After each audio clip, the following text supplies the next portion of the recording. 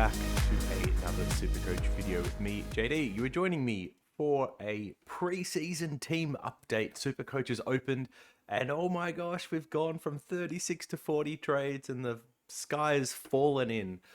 Thankfully, you've got me here to help you navigate that. For those that don't know, and I feel like it's hard not to because I've mentioned it, I feel like every other video at this point. I have been playing fantasy the last couple of years. I've done pretty well with it. Got some very high-ranked seasons under my belt, which is great. And I'm hoping that I can actually bring some of that fantasy knowledge across to my SuperCoach videos in this preseason to give you an idea of the strategy, the tips and tricks and tactics, all those things that we employ over on fantasy and how they could apply to SuperCoach to get the most out of the 4 additional trades that we're going to get. So I think, from here, the preseason content I'm going to do is largely around the strategy side of SuperCoach when it comes to how these extra trades will play in, what are some of the strategies that we could employ, whether I think they're good or bad, and what those would potentially look like. If there are specific strategy questions about SuperCoach you have or would like to get answered across the preseason, then please let me know down below. Otherwise, I'm going to try and come up with a little bit of a list of things I think are important to cover, and we'll go through those. But yeah, I'm in the minority that doesn't mind the extra trades. That's just my quick take on it. I feel like there's not too many that are in the same boat, and that's okay. I completely understand why it's not a popular change, and I definitely was one that advocated for more transparency on why these decisions were being made and why they thought it was the best approach, so the players could get in the mind of how they're building the game and why. But I don't think we're going to get specific answers on that at this point. So it is what it is. We will quickly move on to actually making the most out of those extra trades and make sure that we can get an edge by using them this year, or at least that'll be the plan. Whether or not that comes to fruition, who knows? We might look back in like 8 months' time and laugh at the foolish optimism that I held at this point in the preseason. All right, so preseason team update today. I'm going to quickly go through who is in my team because I know that's the thing that people care about. They probably already skipped straight through to the end, looked at the team that's in there and left. And if you didn't realize you can do that, you totally can't. It'll fail, so please don't try. So we're going to go through the players, and for those that are, I guess, are different or updated from the ones that I had in the previous video, I'm going to go through what that is and why. So let's get stuck into it, and we're going to start off with Nick Dacos, who I did have in my previous team, but I had him in the midfield. Moving him into the back line is purely for structural reasons. There's a lot of talk about whether you can start Dacos or not with the potential tag from Finn McGuinness as well as his buy, and whether flipping him or not is a strategy, and we'll go over all of those. The reason why I like Dacos is mainly because I don't like a lot of the other defenders. I still think there is some upside for Dacos as well. I believe he is the type of player that could go 120, 125 average. Whether that's this year and future years, still yet to be determined. But I do think there is still upside in him, and I don't see a lot of that in many other defenders. So no change on that pick. Next up is Hayden Young, who hasn't changed. I mentioned he was one of the first pick defenders, or at least like value kind of premium starters I had on my side, and I see no reason to change that. The preseason talk has been that he is training full CBAs in that midfield and looking very good doing so. So we are happy with that. Now, in my previous video, I did have Sheasel as D1. He is now gone from the team. For those that have been reading the North training reports, it sounds like he will not be playing in that halfback position, instead doing more of a mid-forward type role, which is where he was drafted to be originally. How quickly that transition happens is still yet to be seen, but they're trying McKercher, Fisher, I want to say Bergman, as well as someone else in that defensive halfback rotation in match sims. So it seems unlikely that Sheasel's going to be playing the same role he did last year, which means I'm happy to pass on him for now. Now, in D3, we're going to put in the first of the curveballs. There's really 2 players that could fit here for me. One is Connor Buderick, the other is Windhager. So why did I pick Buderick? Maybe just for a little bit of fun. I think he's more unique, put him on the map. I get preseason points if he ends up being a good pick, and I said that I picked him first, so that's why he's in my video, so I can claim him as my own. And if it doesn't work, well, that was someone else's fault because they jumped on later, and that undid the luck. So Buderick is an interesting one The talk has been that he has been, well, like, I think Hardwick likened him to Jaden Short, or using him in that Jaden Short role. And I want to read a little bit of the draft profile he had from Rookie Me. So he's the diminutive Gold Coast Academy product. Buderick is as clean as they come, able to impact on each line with sharp disposal and heavy defensive pressure. And the more you read into him, especially where some of his um, positions were in those junior years. So being able to play pressure forward to halfback to part-time midfielder. And during the 5-game NAB stint, he had something like 25 disposals, 6 marks and 8 tackles, around that mark. You can start to see why the short comparisons are there, both in terms of stature, size, strengths, and where he could potentially be leveraged. Now, he, of course, has not seen that type of utilage within the Gold Coast side and system so far, especially when they've had people like Powell and Weller across halfback as well. We did see it for 2 games at the very end of last year, which is why he's priced, I'd say, a little bit more expensive than what would be ideal. I think he's priced at a 77 average with a discount. So what, a 77 average should be 430. He's at 300. If we look, by the way, this is the very easy trick way to see what someone's priced at. So I'm going to find other people that are 301k. So he's priced around 54. So that's a pretty big discount. That must be what, 20%? Nope, 10%. I can totally do maths. Nope, it was definitely 20%. And I was right the first time. I shouldn't correct myself because now I definitely look like an idiot. I'm wrong either one way. So, yeah, Buderick's one in there at the moment. If he gets that Jaden Short role, for all the criticism we hear about Hardwick and the scoring of players in his teams, the one role that has been consistently a pretty good scorer across that period is that halfback role. We saw it first with Bashahuli, then we saw it with Short, and we also saw it with Rioli to an extent when Short got moved into the midfield. So if Buderick is going to be that designated guy, then I'm all for it. He has, of course, been very injury prone. I think he's had 2 ACLs in the last couple of years, which is also part of the reason why his results don't particularly look good, because he's had interrupted preseasons. He hasn't really been able to start round 1, but Buderick is one to keep an eye on. Yeah, there's downside with him having the early buy, but we also get to have a little bit of a sneak peek of him in round 0 to see exactly how he looks and what that role will be. I feel like this is going to be one of those ones where we watch round 0 and it rules himself in or out very easily like that. So probably not a ton of extra analysis to do other than just have him on your watch list. And Windhager, who I guess would be the other consideration, has been apparently training with the midfield. And look, if they're looking at guys like Paddy Dow to go through there, surely he can lock in some good CBAs this year. Next up is Chapman. I've maybe cooled on this selection a little bit, but it is the same as the last time I did have him still in the side. Talk about whether he's training at halfback and wing and rotating through both of those. I think ideally you would still have him at the halfback role, but I think he can outperform his price regardless of where he ends up. But this is still a wait and see for Chapman. Next up is a no-brainer in Zach Williams. Everyone's got him. I'm not going to go into more detail. And then Caulfield, if he's best 22, easy as you like. In terms of the rookies, I think I've changed this around a little bit, but it's not really, neither here nor there. So I believe I had Gibkiss and Pink last time. I've put in Reed and Hoare just because Red looks good on the bench. I don't know. We'll get more information on all those guys as they get closer to round 1 and who's going to play and who isn't.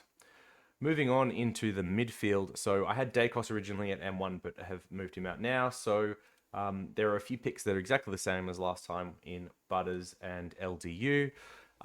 Both of these guys are underpriced if they're able to stay injury-free, which is more of the LDU concern. Butters, they both have reasonable buys as well, which is great. So value primos with good buys. We love these picks.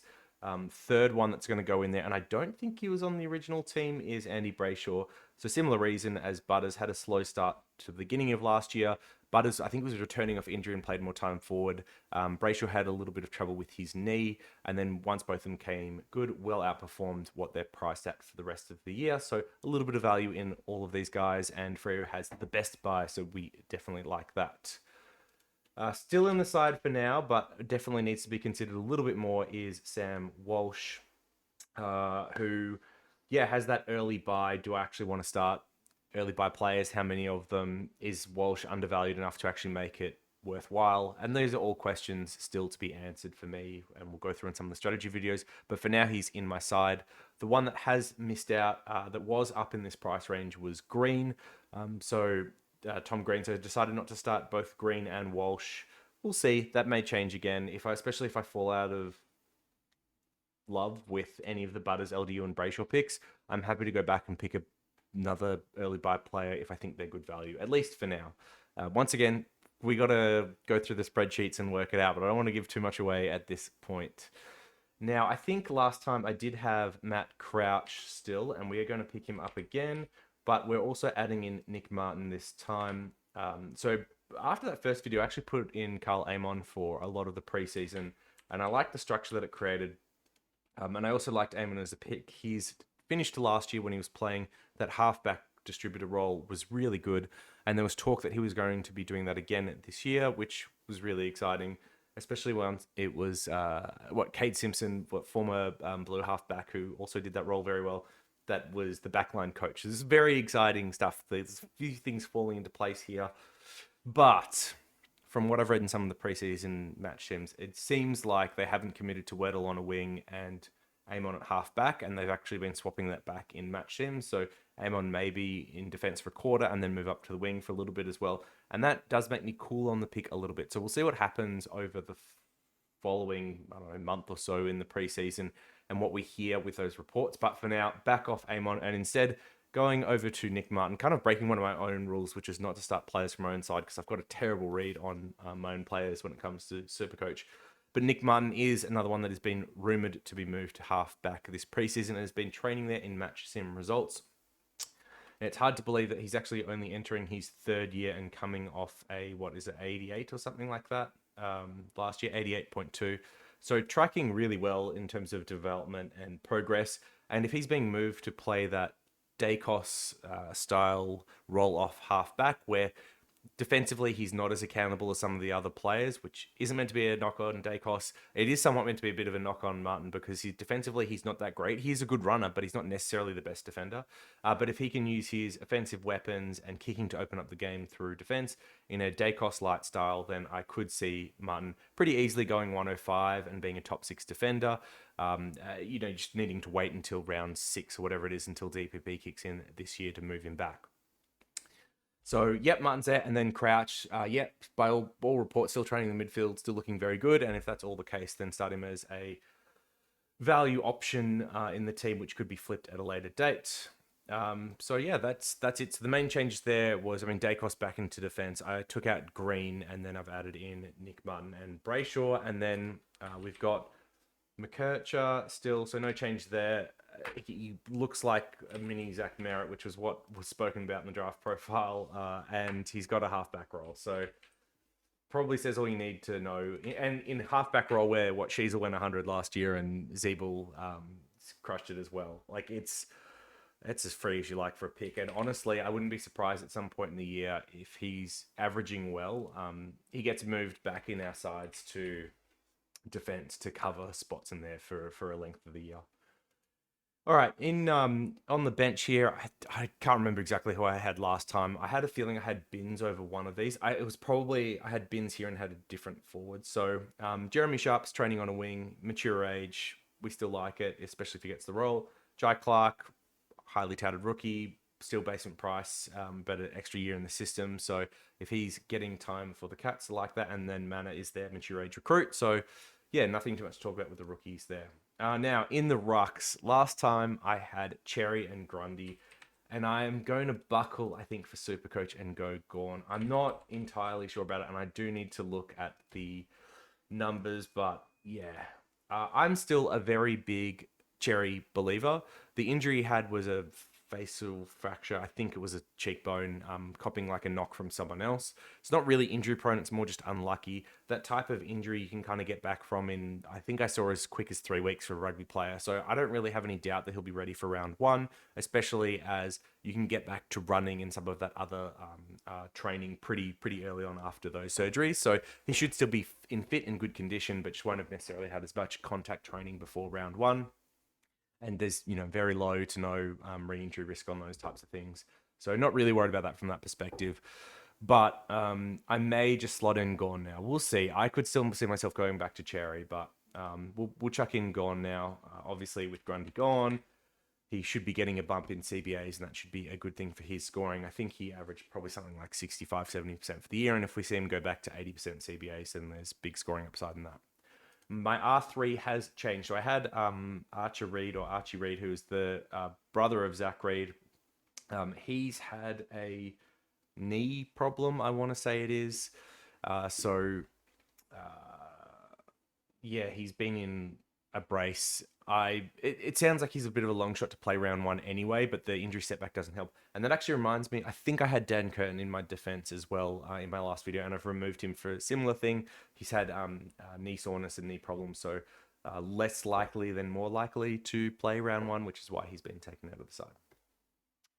Now, if you were still a Cherry believer with this setup, I think you could move Gone to Cherry for 180k and put it on Buderick's head for someone a little bit better if you didn't want to run that mid-pricer like I am, or if you didn't like Martin and Crouch, you could upgrade one of them to a more premium midfielder. So flexibility for those that are looking for it. And then putting in Sweet at R3. So Soldo has had finger issues in the preseason, which he's had surgery. I still suspect that he comes back for round one and is their lead ruck, but I may be wrong. Sweet apparently has been quite impressive on the preseason training track, and if he does come out to be their R1, or even if he's just playing and the only named R3, I want to have that for the extra cash gen, as well as then cover for the bye rounds where Gorn and Grundy will be out. I think that's really important, so yeah, I'm happy to pay up for an R3. In the forward line, we have currently cut McRae. Yeah, no reason. I don't really have necessarily any problem with McRae, and if he fit my structure, I'd probably put him in there at the moment. So I just have enough other mid prices that I like or I'm looking at the moment. So we'll see how we go. McRae could very well come back to the side. All right, second curveball. Oh yeah, Flanders. We've had Flanders. You're going to have to find a very good reason to take Flanders out. All right. Liam Baker, one of my favorite players. I definitely in Supercoach have a bit of a rule, even in fantasy, is like pick good players, and Baker is just a good player. I really like him.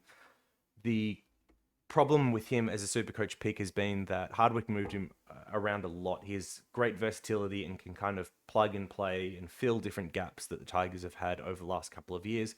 The talk is that Uze is looking to settle him as a midfielder, and if that's the case, especially someone that's come from the Melbourne system, I'm interested in having a piece and seeing exactly what that looks like. So at an 80 average, I'm looking for keeper upside in my forward line, or at least real big cash generators, because we don't have a lot of premiums, and Baker is one that I'm adding on the list for now. Next up, I've just made a little bit of a YouTube short about him, just a little bit of a joke, but Nat Fyfe is coming into the side. A lot of people are going to be cringing, although his ownership, 25%, quite high. I didn't expect so many people would be back for another bite. I know many went with him last year, and he failed as a forward option pretty badly and got injured. The difference, I think, for me this year is that the talk is he's back in the midfield and he's had a full preseason so far. If these things hold true, he's a two-time Brownlow medalist. He could easily go 85, 90s, and that's without 80% mid-time. I'm talking more like the 60% mid-range. So if he ends up with that, I think he'll well outperform the price, and you just need him to kind of last 6-7 weeks, and it will kind of all be okay. Maybe a little bit longer, which is risky for some, and they probably won't do it, but that's okay. I'm all over Fyfe at the moment. And I think he currently is replacing Fisher, who I'm not out on either. Even though he had some hamstring awareness, it didn't sound, particularly bad. And I am more than willing to add Fisher back in for like a Baker or something like that, if he gets over that and gets that role that we were hoping for. Next up, James Jordan, 275k. The preseason trading reports on him have been very impressive so far, but the Swans ones are a bit hard to come between, and I'm still not really sure what they're doing with their midfield rotation. None of that really matters. We'll find out in round 0 anyway, but if he's a CBA mid, or at least looking in a really prominent scoring role for them, then I am very interested in Jordan, who I think can outperform that price easily. Billings, I have a feeling this is half forward wing. Actually, it's a bit tricky because they've got Langdon, and they've got another really good wing. Why can't I think of it? Oh, that's embarrassing. They've got two really good wings. Trust me on this. Hunter, yeah, so they've got Hunter and Langdon. So is Billings playing a wing, or is he playing like midfield, half forward? What's going on? Maybe he's the third rotation on a wing. So finding out what his role is still a priority for the preseason because it determines whether he is a pickable option or not. He is, yep. And then the last one, which is no change, is, and so actually I'll go over that in a second. The last one here is Reed.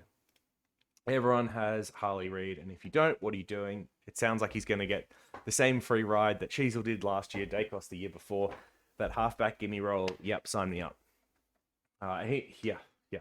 It's actually a bit of a shame that he's not forward only because he could get forward defense, and that would have been really handy, a bit like Cheezel did last year. So changes in the forward line, I think are pretty big. I took out McRae and Fisher, and I also had Charlie Comben for North, but I've taken him out as just a rookie placeholder anyway.